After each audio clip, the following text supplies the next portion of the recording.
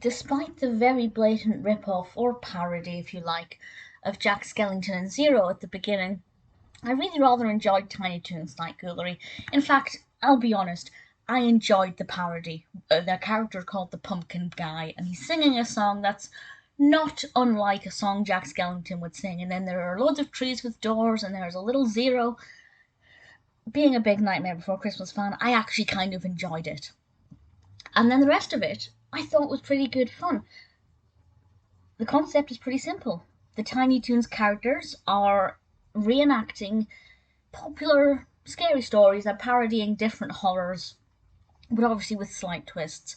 And I won't actually go into too much detail about the stories you can find here because I found, at least, as a big horror fan, part of the excitement was wondering what they're going to parody next and how they're going to do it.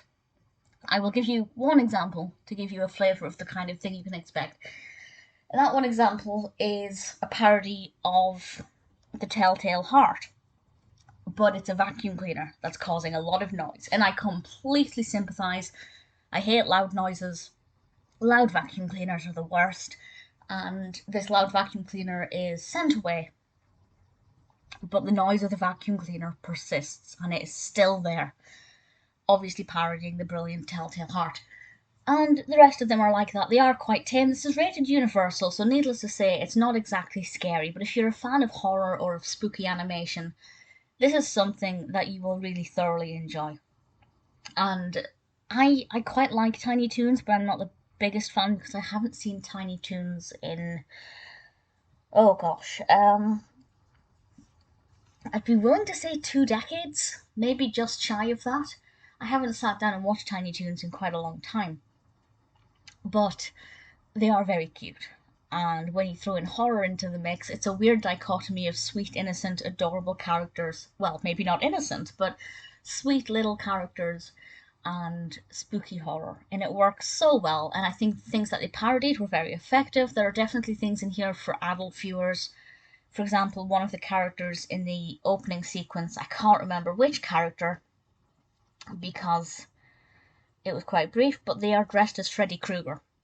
So there are little things in this, if you're an adult, that you'll probably not have picked up on if you watched this as a child. This was released in 1995.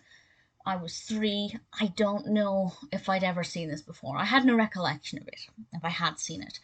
So I'm thinking that I'm watching it for the first time as an adult. And if that is the case, I'm pretty pleased with that. I have to say, Tiny Toons Night Ghoulery is good fun. Yes, it ripped off Jack Skellington, and people can get away with ripping things off when you're doing it as a blatant parody and not trying to pass it off as your own, so I didn't mind it too much. I actually kind of enjoyed it once I got over the initial shock factor of, oh my goodness, what are you doing? And it actually worked very well. I guess it's a glimpse of what could have been if Warner Brothers had got their hands on Jack Skellington, and if Tim Burton had designed Jack Skellington while working for Warner instead of Disney. I definitely don't think the film would have been anywhere near as good. Nevertheless, Tiny Toons Night Ghoulery, it's good fun, it's well animated, some good parodies in there. It's definitely worth giving a watch. If you're a fan of spooky animation, Tiny Toons in general, or you're just looking for anything that's a pretty, slightly cheesy but very well executed parody,